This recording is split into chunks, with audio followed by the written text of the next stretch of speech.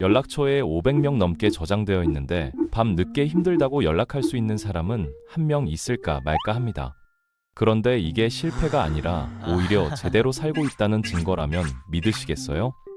사회는 계속 더 많은 사람을 만나고 네트워크를 넓히라고 강요하지만 정작 심리학자들은 나이 들수록 관계가 줄어드는 게 지극히 정상적이고 건강한 현상이라고 말합니다.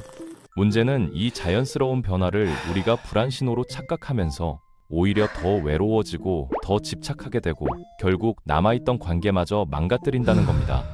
그래서 오늘은 왜 친구가 줄어드는 게 당연한지, 그리고 혼자 있어도 편안한 사람들은 도대체 뭐가 다른지 알아보겠습니다. 저도 예전엔 그랬어요. 연락처 숫자가 줄어드는 걸 보면 괜히 내가 뒤처진 것 같고 뭔가 인생을 잘못 살고 있다는 느낌이 들었거든요. 내 인간관계가 왜 이렇게 줄었지? 내가 사회성이 떨어진 걸까? 예전엔 연락할 사람이 많았는데 지금은 딱히 없네? 이런 생각들이 머릿속을 맴돌았죠. 결론부터 말하면 나이 들수록 관계가 줄어드는 건 대부분 정상이고 오히려 그 변화에 불안해질수록 사람은 더 외로워질 가능성이 커진다는 겁니다. 관계가 줄어드는 건 당신이 관계를 잃고 있어서가 아니라 환경 자체가 바뀌고 있기 때문입니다. 학생 시절엔 모두가 비슷한 리듬으로 살았죠. 같은 시간에 수업 듣고 비슷한 고민을 나누고 같은 공간을 공유했는데 성인이 되면 이게 완전히 달라지거든요. 누군가는 야근을 하고 누군가는 아이를 키우고 누군가는 시험 준비를 하고 누군가는 이직 고민하면서 삶의 동선이 완전히 분리됩니다. 이때 관계가 멀어지는 이유는 마음이 식어서가 아니라 단순히 일정이 안 맞기 때문입니다. 삶의 리듬이 다르면 자연스럽게 만날 기회가 줄어들고 만나더라도 예전처럼 깊은 대화를 나누기 어려워지죠. 서로 처한 상황이 달라서 공감대도 줄어들고요. 이건 누구의 잘못도 아니고 관계가 나빠진 것도 아닙니다. 그냥 각자의 인생이 다른 방향으로 흘러가고 있을 뿐이에요. 그리고 관계를 유지하는 데 드는 비용 자체가 올라갑니다. 어릴 땐 연락 한 번, 밥 한 번이면 충분했는데 나이가 들수록 관계에는 시간, 감정 에너지, 배려, 회복력 이런 것들이 전부 들어가거든요. 저는 이걸 관계 유지 비용이라고 부르는데 문제는 이 비용을 감당할 체력이 예전만큼 넉넉하지 않다는 겁니다. 20대 초반엔 밤새 놀고도 다음날 수업 들을 수 있었지만 30대가 되면 하루 약속 하나만으로도 다음날 회복 시간이 필요하거든요. 그래서 우리는 자연스럽게 그 에너지를 일이나 가족 혹은 자기 성장 쪽으로 돌리기 시작합니다. 이건 우선순위가 바뀌는 거예요. 학생 때는 친구가 삶의 중심이었다면 성인이 되면 커리어, 가정, 건강, 자기 개발 같은 것들이 더 중요해지거든요. 제한된 에너지를 어디에 쓸 것인가를 선택해야 하는 상황에서 자연스럽게 관계에 투자하는 비율이 줄어드는 겁니다. 여기에 더해서 관계의 목표 자체가 바뀝니다. 예전엔 사람이 많으면 든든하다고 생각했지만 어느 순간부터는 누가 진짜 내 편인지가 더 중요해지거든요. 관계의 전략이 확장에서 정리로 그리고 핵심화로 이동하는 건데 이건 실패가 아니라 지극히 자연스러운 경로입니다. 20대에 일단 많은 사람을 만나면서 네트워크를 넓히는 게 중요했다면 30대 이후엔 진짜 중요한 관계를 깊게 만드는 게 더 가치 있어지죠. 심리학에서는 이걸 사회정서적 선택 이론이라고 부릅니다. 나이가 들수록 우리는 시간이 제한적이라는 걸 인식하게 되고 그래서 양보다 질을 추구하게 된다는 거예요. 젊을 땐 미래가 무한하다고 느껴서 새로운 관계를 만드는 데 적극적이지만 나이가 들면 남은 시간이 한정적이라는 걸 알기 때문에 이미 검증된 소중한 관계에 집중하게 됩니다. 그런데 문제는 여기서 시작되는데 관계가 줄어드는 게 정상인데도 우리는 그걸 불안 신호로 오해하거든요. SNS를 보면 다들 친구들과 즐겁게 지내는 것처럼 보이고 나만 혼자인 것 같은 느낌이 들죠. 그래서 나는 사회성이 떨어지는 건가? 나는 인간관계를 못하는 사람인가? 이런 자책이 시작됩니다. 하지만 이건 착각입니다. 대부분의 사람들이 나이 들면서 비슷한 경험을 하고 있거든요. 인맥에 집착할수록 관계가 무너지는 이유가 여기 있습니다. 아주 흔한 심리 패턴인데 마음이 힘들면 누군가에게 기대고 싶어지고 기대가 커지면 상대가 부담을 느끼죠. 그러면 연락이 늦어지고 나는 더 불안해져서 더 자주 확인하는데 그럴수록 상대는 더 멀어집니다. 이건 성격 문제가 아니라 심리적 압박이 만들어내는 자동 루프예요. 여기서 핵심은 인맥에 집착하는 사람은 사실 사람 자체가 필요한 게 아니라 내가 지금 괜찮다는 확인이 필요하다는 겁니다. 그래서 관계를 맺는 게 아니라 확인을 받으려고 하는 거죠. 요즘 왜 연락이 없어? 나 서운해. 다른 사람은 잘 만나면서. 이런 말들은 애정 표현처럼 들리지만 상대 입장에서는 자유를 빼앗기는 느낌이 됩니다. 관계는 원래 자유가 있어야 숨을 쉬거든요. 실제로 관계 심리학 연구를 보면 불안 애착 유형을 가진 사람들이 이런 패턴을 많이 보입니다. 상대방의 사랑과 관심을 계속 확인하려 하고 조금만 연락이 늦어도 불안해하죠. 이건 어린 시절 양육자와의 관계에서 형성된 패턴인데 성인이 되어서도 친구 관계나 연인 관계에서 반복됩니다. 문제는 이런 행동이 역설적으로 상대를 더 멀어지게 만든다는 거예요. 이때부터 관계는 나를 살리는 장치가 아니라 내 불안을 증폭시키는 구조가 되는데, 그래서 이 주제의 핵심은 인맥관리법이 아니라 내가 약해진 상태를 회복하는 방법입니다. 관계의 문제처럼 보이지만 사실은 내 내면의 문제거든요. 내가 심리적으로 안정되어 있으면 관계도 자연스럽게 안정됩니다. 혼자 있는 걸 잘 견디는 사람들은 사람을 싫어해서 혼자인 게 아니라 혼자 있어도 자기 안에서 에너지가 새지 않거든요. 이게 정말 중요한 차이입니다. 혼자 있으면 불안한 사람은 끊임없이 자기 마음에서 에너지가 빠져나가요. 나는 왜 이럴까? 나만 뒤처진 건 아닐까? 이렇게 살아도 되는 걸까? 이런 생각들이 마음을 갉아먹죠. 혼자 있는 시간이 휴식이 아니라 신문 시간이 되는 겁니다. 나 지금 뭐 하고 있지? 나만 뒤처진 거 아니야? 이렇게 살아도 괜찮은가? 머리가 계속 자신을 공격하죠. 혼자 있는 시간 동안 끊임없이 자기 비판이 이어지고 다른 사람들과 자신을 비교하면서 스스로를 초라하게 만듭니다. 그래서 혼자 있는 게 너무 힘들어서 계속 누군가를 찾게 되는 거예요. 혼자 잘 지내는 사람들의 핵심 능력은 혼자 있을 때도 자기 마음이 무너지지 않게 지탱하는 힘입니다. 저는 이걸 정서적 독립력이라고 부르는데, 이 힘이 있으면 사람을 만나도 좋고 안 만나도 괜찮아지거든요. 왜냐하면 혼자 있을 때도 자기 마음이 버텨주기 때문입니다. 내 가치를 다른 사람의 인정이나 관심에서 찾는 게 아니라 내 안에서 찾을 수 있는 거죠.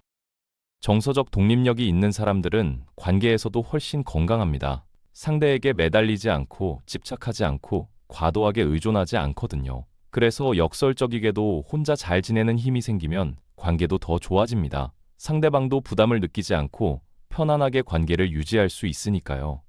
그럼 이 힘은 어떻게 만들어질까요? 첫 번째 단계는 외로움을 사람으로만 해결하려는 습관을 끊는 겁니다. 외로움이 올라오면 우리는 자동으로 누구라도 만나야겠다고 생각하는데, 사실 외로움에는 관계의 외로움, 의미의 외로움, 에너지의 외로움이 있거든요. 관계의 외로움은 진짜 사람이 그리울 때이고, 의미의 외로움은 내 삶에 목적이 없다고 느낄 때이며, 에너지의 외로움은 그냥 심신이 지쳐서 공허할 때입니다. 특히 에너지의 외로움은 사람을 만나도 채워지지 않고 오히려 더 지칩니다. 피곤한 상태에서 억지로 사람을 만나면 겉으로는 웃고 떠들지만 집에 돌아오면 더 공허해지는 경험이 있으시죠? 그래서 질문을 바꿔야 하는데, 누굴 만나야 하지가 아니라 내가 지금 얼마나 지쳤지를 물어야 합니다. 내 상태를 먼저 파악하고 그에 맞는 해결책을 찾는 거예요. 만약 에너지의 외로움이라면 사람을 만나는 게 아니라 충분히 쉬어야 합니다. 잠을 자거나 조용한 곳에서 산책하거나 좋아하는 음악을 듣거나 이렇게 에너지를 회복하는 시간이 필요한 거죠. 의미의 외로움이라면 내 삶의 방향을 다시 생각해보는 시간이 필요하고, 관계의 외로움일 때만 진짜 사람을 만나면 됩니다. 두 번째는 혼자 있는 시간을 방치가 아니라 기술로 바꾸는 겁니다. 혼자 있는 시간이 힘든 이유는 비어 있어서가 아니라 아무 구조 없이 흘려보내기 때문이거든요. 혼자 잘 지내는 사람들은 혼자 있을 때 반복하는 패턴이 있어요. 이어폰 없이 20분 걷기, 카페에서 한 가지 일만 하기, 혼밥은 난이도 낮은 곳부터 집 근처 1시간 혼자 탐험, 이런 것들이죠. 중요한 건 거창함이 아니라 혼자 있어도 마음이 안정되는 루틴을 만드는 겁니다. 예를 들어 이어폰 없이 걷기는 생각보다 강력한 훈련입니다. 우리는 보통 혼자 있을 때 불안해서 계속 뭔가를 들어요. 음악, 팟캐스트, 유튜브 같은 걸 틀어놓고 그 소리로 공백을 메우죠. 그런데 아무것도 듣지 않고 그냥 걸으면 처음엔 불편하지만 점점 내 생각과 감정을 있는 그대로 마주하게 됩니다. 이게 자기 자신과 친해지는 과정이에요. 카페에서 한 가지 일만 하기도 좋습니다. 휴대폰 보지 않고 다른 생각하지 않고 그냥 커피 마시면서 책 읽거나 글 쓰거나 업무에 집중하는 거예요. 혼자 있는 시간에 온전히 몰입하는 경험을 하면 혼자 있어도 충만할 수 있다는 걸 깨닫게 됩니다. 처음엔 30분도 힘들 수 있지만 연습하다 보면 점점 길어지고 편해져요. 혼밥도 마찬가지입니다. 처음엔 난이도 낮은 곳부터 시작하세요. 사람 많은 분식집이나 카페보다는 조용한 베이커리나 샐러드 가게 같은 데서 시작하는 거죠. 혼자 밥 먹는 게 익숙해지면 점점 더 다양한 장소에서 혼자를 즐길 수 있게 됩니다. 집 근처 1시간 혼자 탐험도 좋은데 평소에 가보지 않던 골목을 걷거나 새로운 카페를 찾아가는 거예요. 이런 활동들의 공통점은 혼자 있는 시간을 그냥 버티는 게 아니라 적극적으로 디자인한다는 겁니다. 구조가 있으면 불안이 줄어들거든요. 뭘 해야 할지 모르는 막연한 시간이 가장 힘든 거예요. 그래서 혼자 있을 때 할 수 있는 작은 루틴들을 만들어 놓으면 그 시간이 점점 편해지고 심지어 즐거워집니다. 세 번째는 관계를 정리가 아니라 구조화하는 겁니다. 인맥 관리를 멈추고 관계 구조를 다시 짜는 건데 관계에도 거리가 있거든요. 가장 가까운 핵심 관계는 내 약함을 보여도 되는 사람들입니다.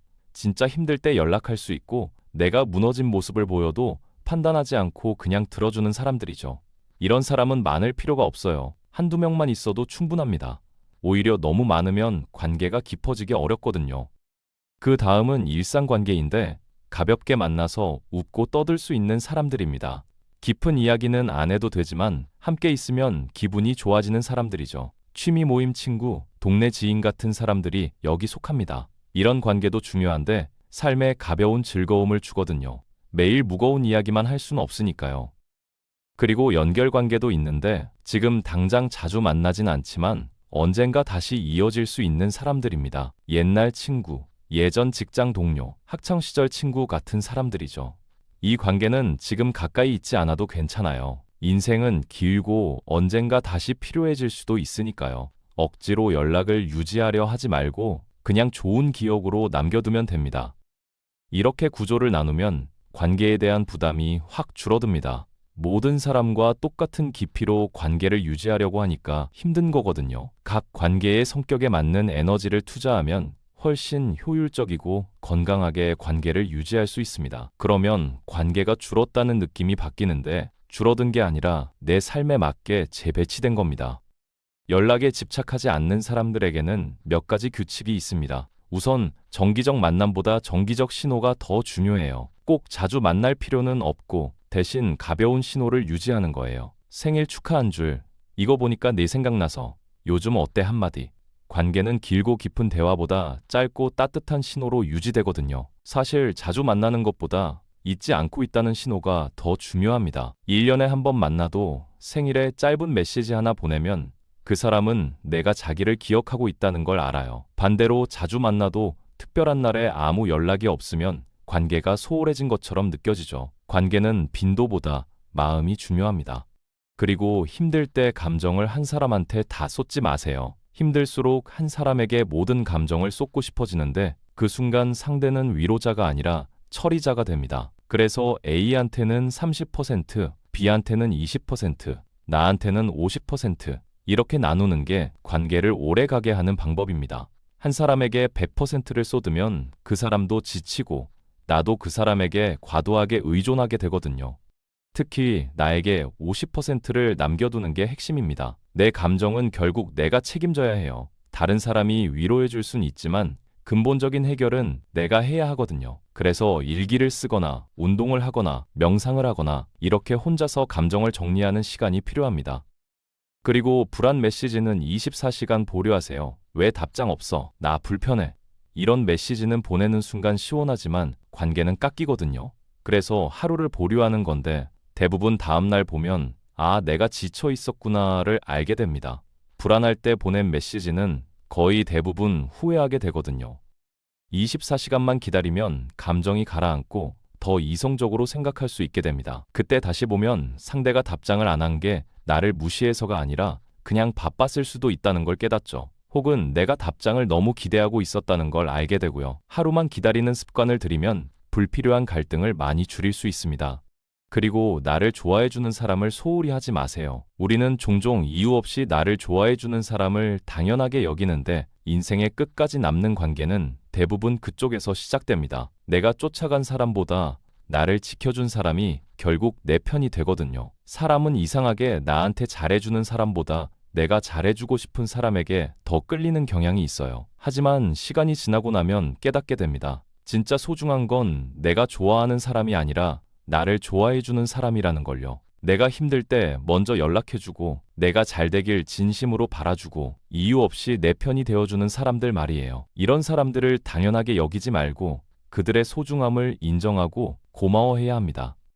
여기서 오해 하나만 정리하면 혼자 잘 지내는 건 관계를 포기하라는 말이 아닙니다. 오히려 반대인데 혼자 있는 힘이 생기면 관계는 훨씬 건강해지거든요. 매달리지 않고 확인받으려 하지 않고 상대를 구원자로 쓰지 않게 되니까요. 그때부터 관계는 의존이 아니라 선택이 되는데 선택 기준은 이 사람을 만나면 나는 더 단단해지는가 아니면 나는 더 초라해지는가입니다.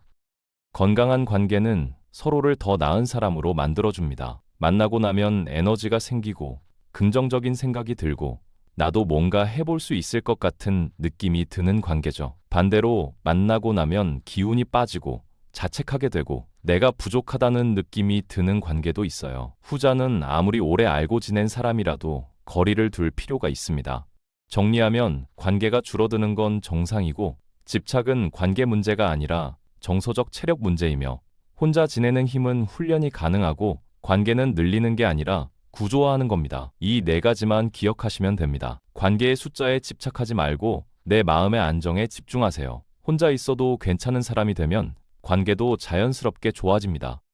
7일만 실천해보세요. 첫째 날 혼자 카페 30분, 둘째 날 이어폰 없이 20분 걷기, 셋째 날 내 관계들을 거리에 따라 나눠 적어보기, 넷째 날 가벼운 신호 하나 보내기, 다섯째 날 혼밥 시도, 여섯째 날 불안 메시지 하루 보류, 일곱째 날 나를 좋아해준 사람에게 고맙다고 말하기.